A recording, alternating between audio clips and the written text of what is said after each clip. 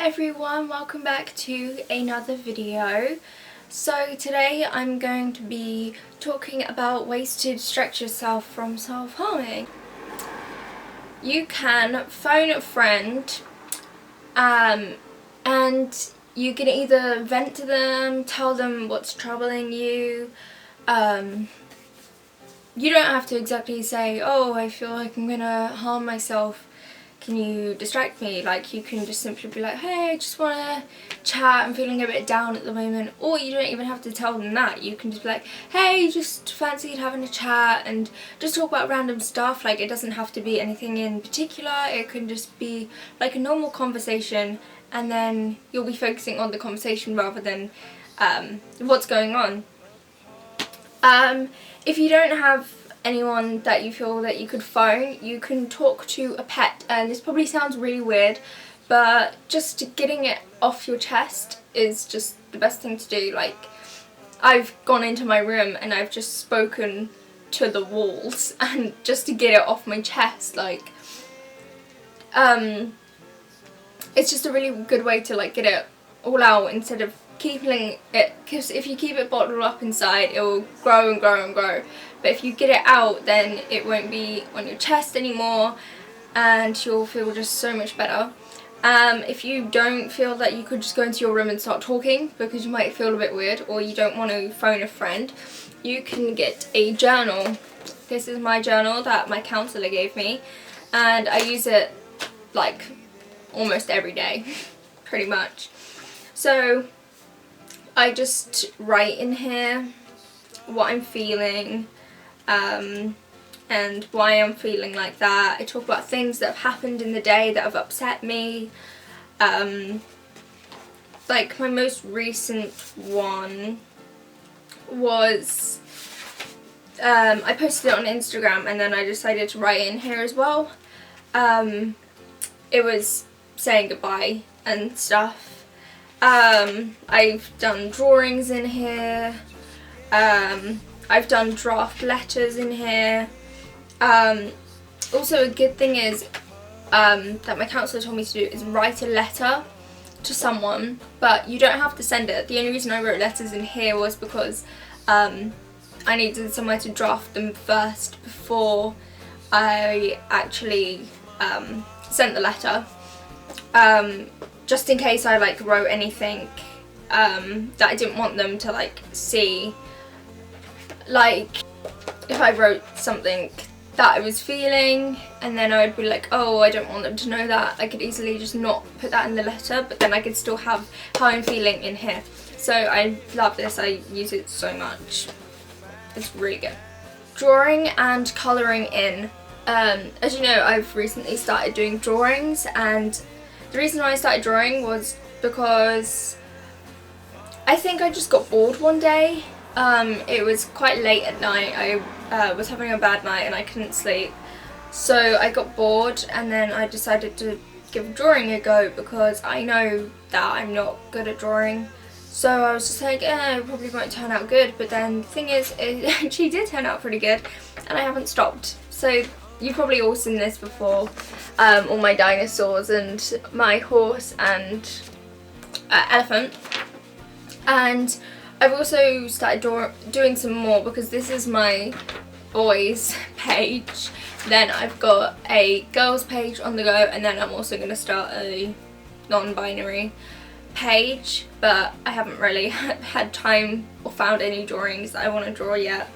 And then also, when I was saying goodbye to a teacher, his leaving present was some drawings of Pokemon, and then I also gave my favourite teacher a copy of this one because I photocopied it. Just because he was kind of, he does art as well, he does drawings a lot, and I kind of got a few ideas from him. He told me to draw cartoon characters, so yeah, that was cool. Also, colouring in. I have these little books that I bought. I bought this book from Morrison's, but you can probably find it online, or there's loads of books like this online.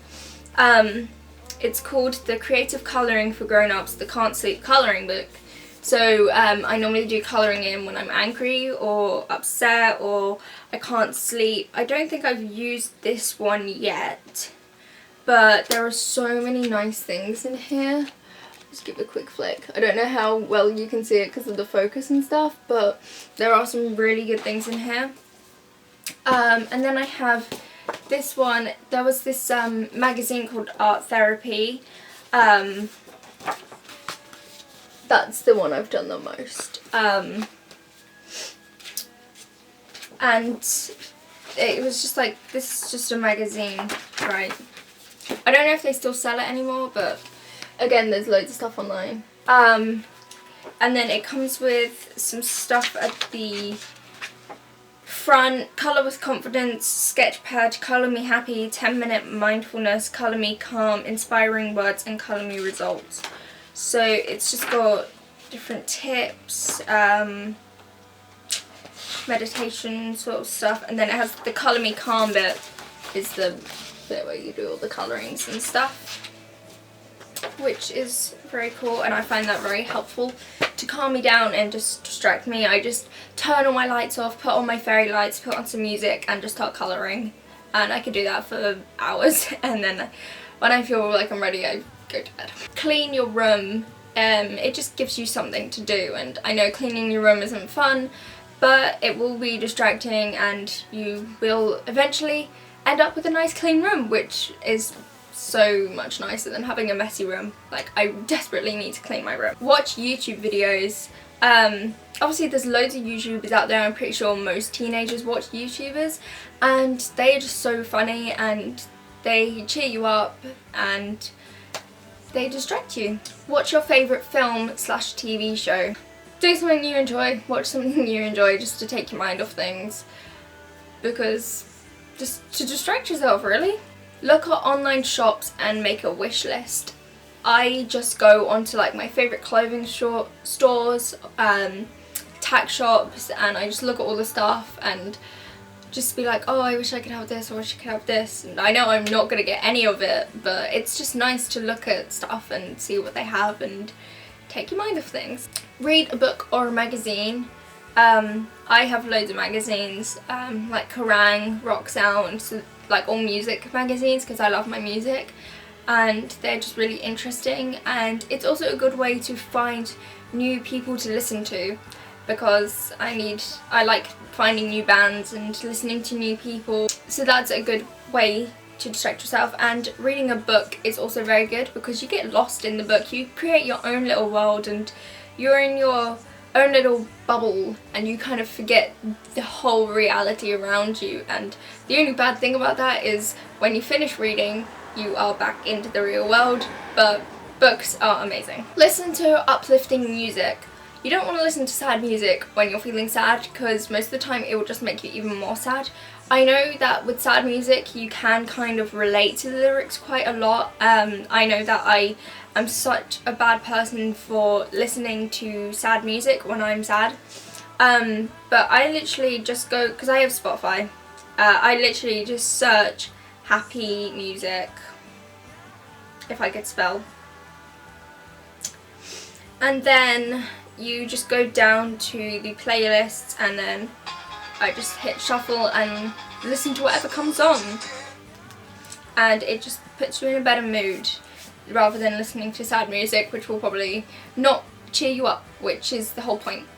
Go for a jog, depending on what time of day it is. Obviously if it's nighttime you probably can't go for a jog, but obviously there's loads of other things that you could do. But going for jogs are really good because you exercise, you get out of the house, you get fresh air, and you're also distracted because you're focusing on running and keeping going and where you're going, and you don't really have time to think because there's so many other things going on. Like, people say go for walks, but I feel like if I go for a walk I just find myself still thinking, but if I go into a jog I just completely forget everything and I'm just not stuck with my own thoughts, because when you're walking you kind of just walk and you can kind of lose yourself and just your mind wanders, but when you're jogging You can't really do that, or I feel that I can't do that. Eat some ice cream. Everyone knows that ice cream is amazing. That's pretty much all I'm gonna say. Lastly is the butterfly project, and I don't know if you can see, but I have butterflies all on my arm, which I did last night. The rules are, when you feel like you want to harm yourself, it says cut, but any form of self-harm, take a marker and draw a butterfly on your arm or hand. I did it on this arm because this is where I normally would harm myself. Name the butterfly after a loved one or someone that really wants you to get better. So I've done my Canadian physics teacher, the one that's leaving, my favourite teacher, Alice, Isaac from Retreat, my dad, my mum and Leah. There's probably more people that I just did like the people that mean the most to me, and people that I care about the most. But there's plenty of other people. These aren't like the only people I care about. But yeah, I just did the main people for now. But I guess if I needed more, then I would do other people that mean stuff to me. You must let the butterfly fade naturally, no scrubbing it off. So if you're in the shower, you can't just be like scrubbing at your arm. You have to just wash like normal. You just... I haven't actually showered with it on yet though. The one from my Canadian physics teacher, I did it in like a really light green, so it's hard to see. So it kind of looks like it's fading already, but I have to wait for all of them to fade, and there are some pretty vibrant colours that will probably take a while to fade. Like the one from my favourite teacher, that's already smudged a bit in the corner, but it's not like fading or anything, it's still pretty vibrant. If you harm yourself before the butterfly is gone, you've killed it. If you don't, it lives. If you have more than one butterfly, harming yourself kills all of them. Another person may draw them on you. These butterflies are extra special. Take good care of them. Even if you don't harm yourself, feel free to draw a butterfly anyways to show support. If you do this, name it after someone you know that cuts or is suffering right now and tell them. It could help, because then it shows that people do care about them. Because when you're in this kind of state of mind, you kind of feel like no one cares about you and that you're on your own, but having someone else draw a butterfly after you or drawing it on you for you, it does show that people do care. Obviously I drew these myself, but I know that these people care about me as well as I care about them. Also, I hope, I really do hope, but from like what they've said to me and stuff. And the only one I'm not too sure about is Isaac, because obviously I only knew him for 3 days, but from the conversation we had, it did sound like he did care, and he is a really caring person. Like, you can tell just from hearing stories that he told that he does care about a lot of people, so I'm not too concerned about that. But yeah, they're really nice, and just having them on my arm and looking at them, it's just like, it's just a reminder that people do care, and that they're people that I want to please, and I want them to be proud of me. And it is really encouraging. Like, you may think like, oh, the butterfly lives or the butterfly dies, like it's no big deal, but the thing is, it's just showing that people do care about you, and that you do mean stuff to people and they do care about you. So just, that's kind of the meaning for me behind it. It shows me that I'm not alone, and people do care about me, and people are worried about me, and people do want me to get better. So that is all the distractions I could kind of think of. So I'm sure there are loads more out there. These are kind of just things that I do and things that I can think of from the top of my head. But if you have any more ideas, please feel free to comment them in the comment section so other people can see more ways, because I know this isn't like the only way to distract yourself. These are just the ones that stood out to me. So stay strong, everyone. I don't know if you can see this, but I have had this up here. I also drew this. You've seen it before in one of my other videos. The stay strong in Chinese. So yeah, thank you so much for watching. All my contact details are in the description box if you ever want to message me. I hope this video helped. Stay strong. I love you.